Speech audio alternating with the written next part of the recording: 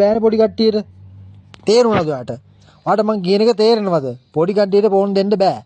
හරිද? පොඩි කට්ටියට ෆෝන් තව ලොකු වෙන්න ඕනේ.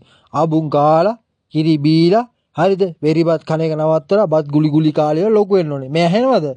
මැඩම්, ඔයාට කියන්නේ ඇහෙන්නේ නැහැ වගේ ඉන්න එපා. මැඩම් මේ ඔයාට කියන්නේ ඇහෙනවද ඔයාට මං කියන එක? දැන් නිකන් ෆෝන් එක ගත්තේ නැහැ වගේ ඉන්න එපා. සුදුනට ඇහෙනවද? සුදුනෝනා. ඔයාට ඇහෙනවද මං කියන එක? ෆෝන් ගන්න තව කල් තියෙනවා හරිද?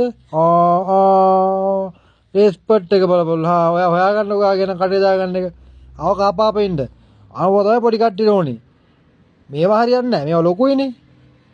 මේවට තව කල් තියෙනවා. ඇහුණද ඔයාට? දැන් ඉතින් නිකන් අර නිකන් තව ජපන් ජබිරෝ හිනානේ ඔක්කොම ටික කරලා ඉවරලා. ඔයාට තේරෙනවද මං කියන එක? අන්න එහෙම තමයි. එහෙම තමයි ඉන්න ඕනේ හිනා වෙලා. ඕන්න පොඩි කට්ටිය සෙල්ලම් බඩුත් එක්ක ලස්සන සෙල්ලම් කර ඉන්න ඕනේ. තේරුණාද?